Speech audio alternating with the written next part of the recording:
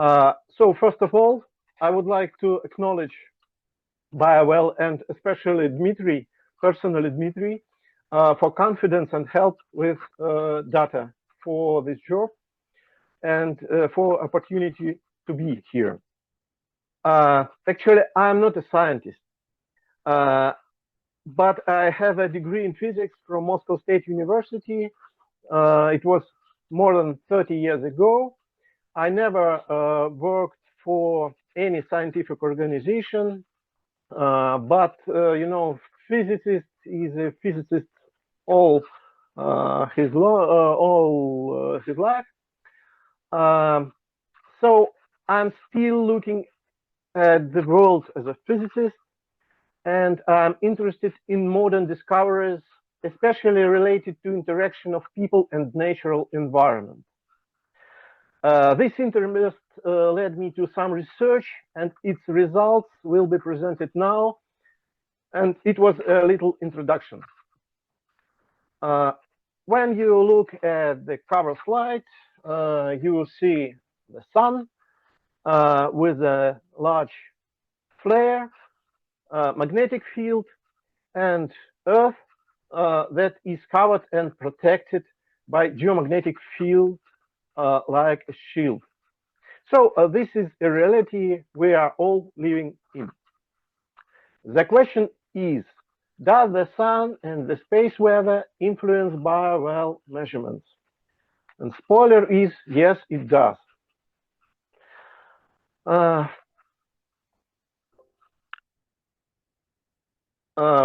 For the moment, influence of space weather became very popular aim of modern scientific research, especially as a reason of heart attacks, strokes, increasing of arterial pressure, and so on. On the left side, you see an illustration from ordinary scientific material published 2 years ago. I would like to pay your attention to the right chart. Just to mention that space weather is not definitely geomagnetic storms, and it is not definitely sun and solar wind. As you see on this chart, amount of sunspots is opposite to amount of cosmic rays, especially in low energy ones. And please keep in mind, there are 5 cycles of sun activity, so it is more than half of a century. On this slide, I would like to mention one more thing. Magnetic storm disturbance is less than 1% of its regular value of geomagnetic field. This is a little bit important. You will see it in next slide. So the idea, initial information for our study was taken from the book published by Maria Ragulskaya from Izmiran in 2019. Izmiran is an institute of terrestrial magnetism, ionosphere, and radio wave propagation. It's part of Russian Academy of Sciences. And according to this book, they made a research of conductivity of biologically active points of human body and showed that it changes during geomagnetic storms. And please note, there are 3 very interesting moments. First, change of conductivity begins a day before geomagnetic storm. And it is almost same for every people, nevertheless, healthy or ill. This is not a mystic, of course, as it takes high energy particles from sun to get to Earth about 2 days.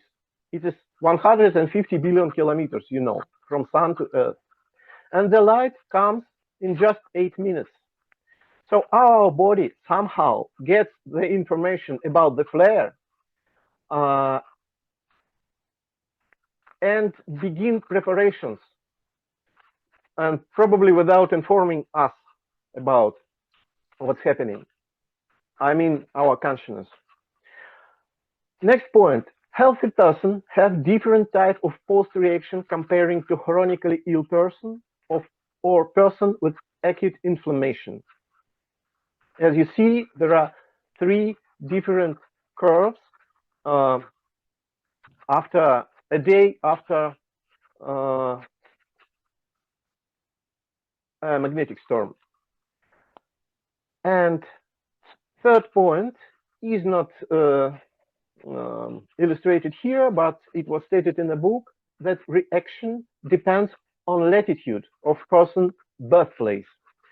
Not only where the person is right now, but of birthplace. So our assumption was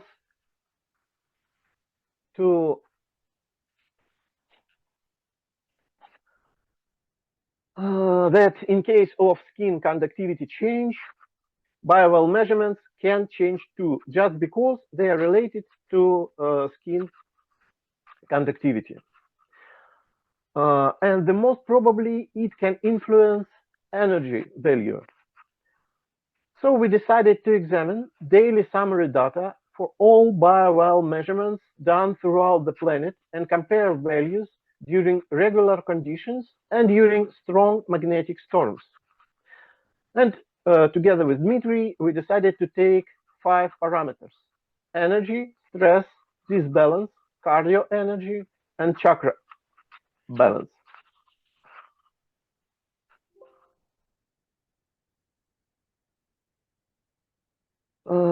About a period of research. We took 18 days at last autumn from September 30 to October 17.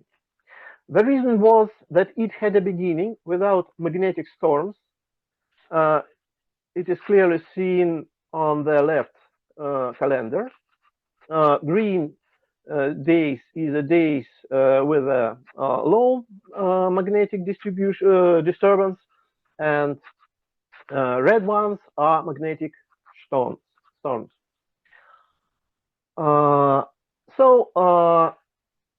During this period, there were 2 Sun X flares, which led to strong magnetic storms. After that, geomagnetic field returned to its regular state. Please also pay your attention to the right chart that shows the daily number of sun flares and an X-ray background level. I pointed the day of 3rd October as it had local maximum.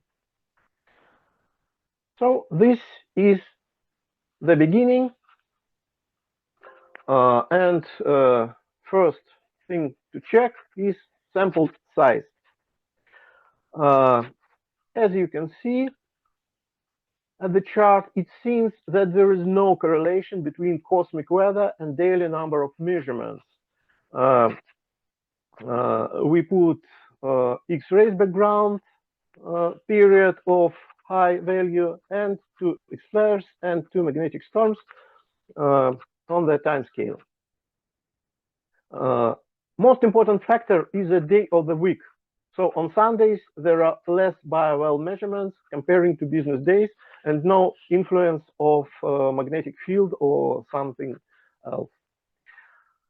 What is important, the daily number of measurements is between 700 and 1200. That makes our analysis representative enough. So let's look at the results. This is the same chart, but energy is now we are talking about energy. As one can see, high X-ray background level at the beginning of October and 2 magnetic storms that took place at October 8 and October 10 and 11 led to decreasing in average energy, a level of energy by 6%. It is marked by green arrow. Please note that this is an average value taken by all samples. What is important is that it is far beyond the sampling error that makes this result statistically reliable. So we can state that it definitely decreases, and I would remind you that magnetic storm value is less than 1% of geomagnetic field, and here we have a 6% decrease. So it's actually an effect. At the end of the period, the energy value began to grow.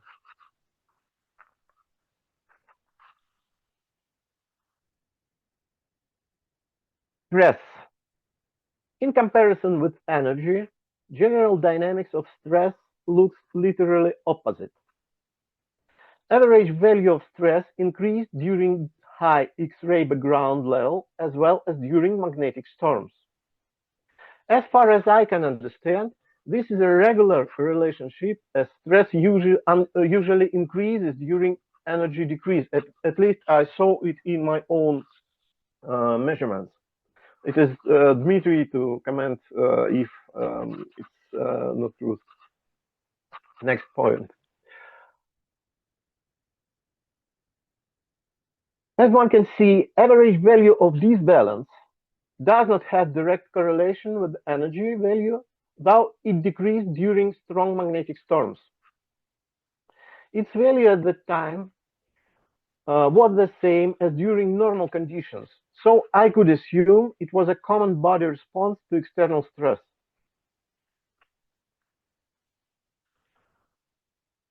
Cardio energy. As for me, this is the most important slide in the whole presentation. Average value of cardio energy correlated to one of energy, having its minimums at the second day after beginning of geomagnetic storm. I think that this is a very important chart as it shows the real lack of cardio energy because of the distribution and confirms the fact that magnetic storm can cause a heart attack. I would also like to pay your attention to the third minimum at October 14. There was no strong storm that day or day before. Probably this is a prolonged reaction of human body that is also mentioned in some scientific sources. It is just an idea. I have real explanation for this moment.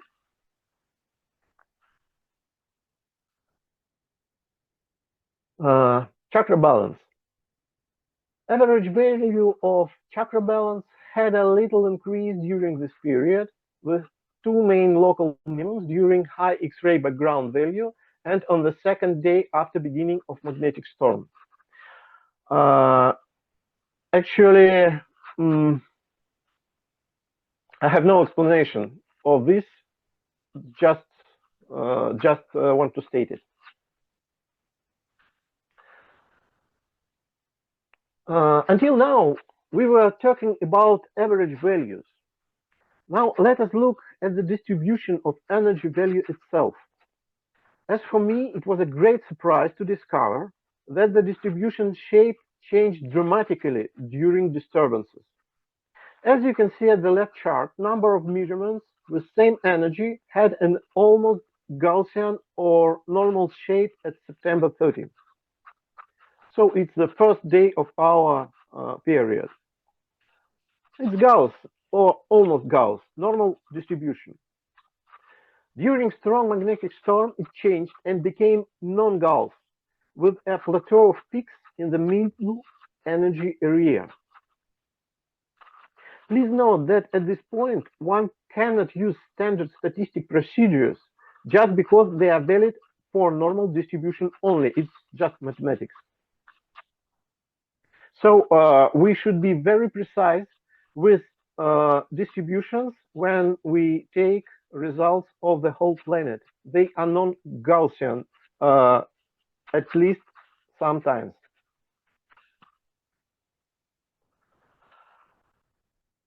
These are same distributions put on the chart together.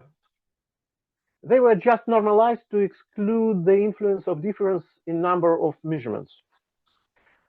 One can see that during disturbance, the distribution shrinked and lost high energy parts. It also formed plateau of peaks.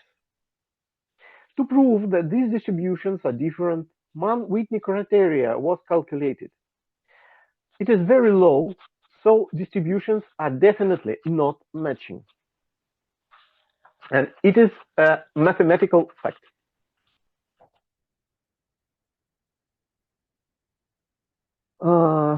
Now I took days with the highest and lowest energy, and one can see that decrease of average energy is caused by, first, lack of high energy values.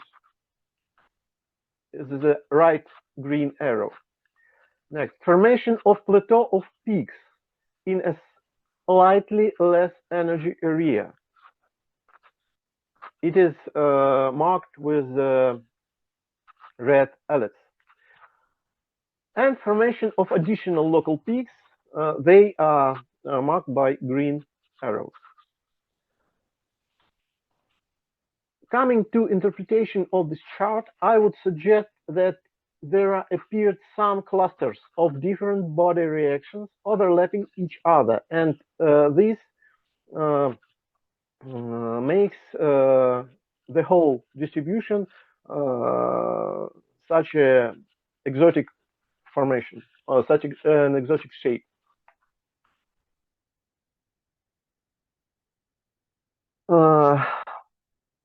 Next days are 7 and 8 October.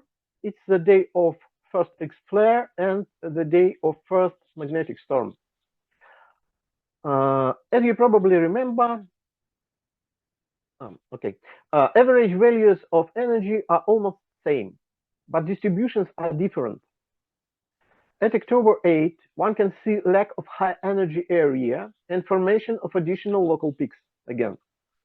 Interesting that at this day, peak value is higher than a day before. So peak value moved to higher values. I mean, peak value in this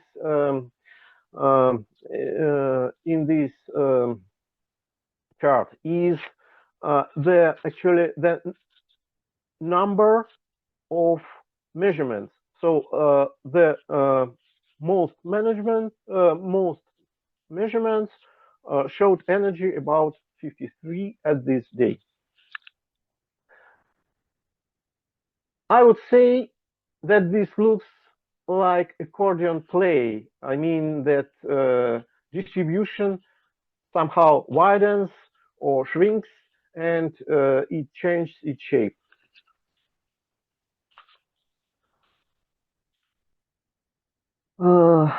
Next chart is 13 and 14 October. As you remember, there are again local minimums, and comparing distributions of October 13 and 14, one can see that the distribution begins widening and its peak value slightly decreased. I would say that this is the beginning of return to normal conditions with different reaction in clusters of human body reactions. As you remember, healthy people react more fast, so they come to normal state in less time.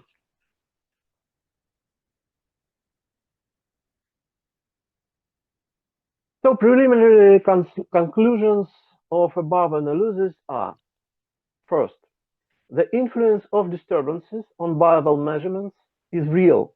It is mathematically real. Second, an average value of energy is decreasing during these periods. Third, dynamics of cardio energy correlates to dynamics of energy, proving the danger of geomagnetic storms for heart diseases. And again, this is very important, I think. to check this parameter or somehow to monitor it. Next point, the distribution during disturbances get non-Gauss shape. It changes dramatically. So, as I think it is possible that this is related to clusters of human body reactions that appear during disturbances. And we see some different curves overlapping one another and giving this complex picture. And the questions. As always, an answer to one question generates next questions. First, do one need to normalize other parameters when average energy value decreases? I'm not so familiar to viral technology as Dmitry or Mr. Korotkov, but I would say no. Main reason is that a whole planet averaging can cover some latitudinal details, and this is a possible point of examination. Returning back to initial work of Maria Ragulskaya, they stated that people, for example, born in Murmansk or in other northern cities react to disturbances of magnetic field much more intense than people who were born, for example, in Moscow or New York or Paris or stuff like that. And important thing is not that not only the place they are located during the storm, but also the birthplace. Second question, probably one needs to widen the period of analysis to have more data during normal conditions and during strong geomagnetic storms. Just because, as we see in our analysis, we did not came back to normal energy values at the end. So probably the period should be longer. And third point, I believe that one should organize a long-term monitoring, taking latitudinal factors into account. Just because of different influence of cosmic weather in mid-latitude and closer to magnetic poles. So thank you at this point. Thank you.